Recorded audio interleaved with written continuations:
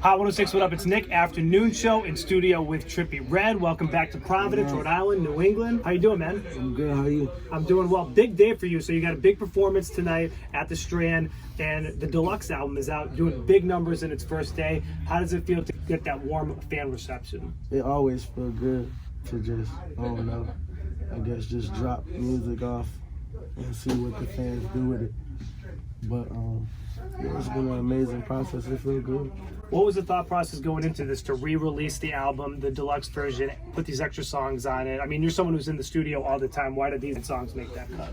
Really, the album was just more songs than people think, you know? It was like, I definitely wanted to do 14 more songs, but I just didn't want to do too much. So I did 8, but they were just songs that were supposed to be on a love letter to you already. You know, so we'll get into some of those songs that just came out today, but I do want to talk about the radio single is Love Me More. We're playing it here on Hot 106, so can you talk to us about the meaning? What does that song mean to you? Love me more. Yeah.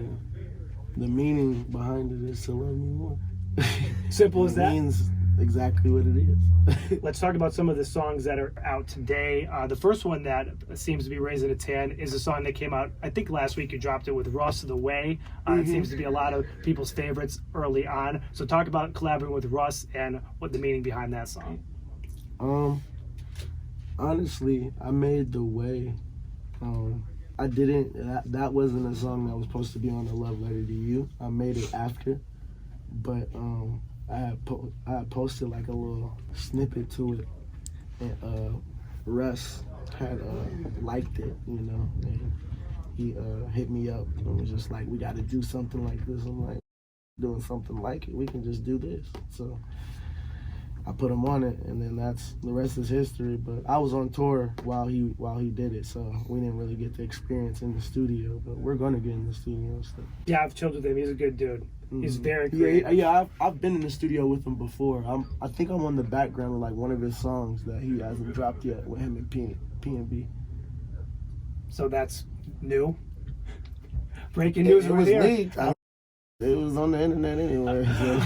Let's talk about another song that was out before the project drop. It's the one with Young Thug. Talk to us about that collaboration. That's my big brother. I be with him every day when I'm in LA. So I just pulled up, and then I was like, "Big bro, I got a song for you. Let me see it."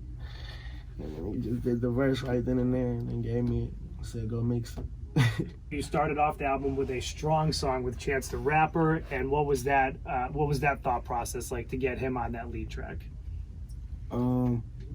It's the same thing that happened with Russ. I kind of showed a little bit of the song, and then Chance was like, "Yo, this is a vibe.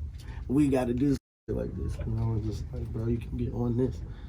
And I sent it to him. Tonight you're going to be performing back at the Strand. This is a place that you performed to before. We have intel that says people have been standing out there for at least the last 3 hours, and we're not even close to showtime. So when you hear stuff like that, people waiting that long to see you perform, what does that make you feel? It makes me feel good as hell, because I wouldn't be waiting out there for nobody.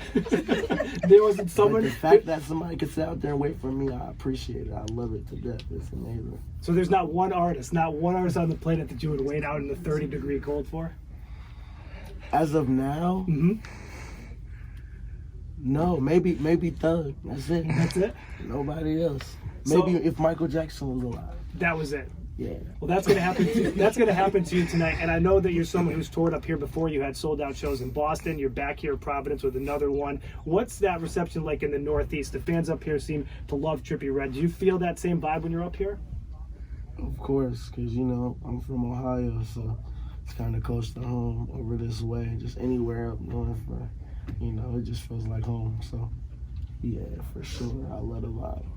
A major part of your show, crowd participation. We were in the building the last time, the audience singing every single song, every single word. That feeling on stage, that energy has just got to be awesome. You talk about last time I was here? I'm talking about last time you were here, and then anything that we see posted online. How long online. ago was that? Last February, yeah. Okay, so we're about a year that out. was the Life's a Trip tour. Okay, yeah, this one's way better. What's different? Stage looks amazing. There's more participation because You know, I'm just crazier. The crazier my music gets, the crazier I get. So my energy's just different. I'm a new me.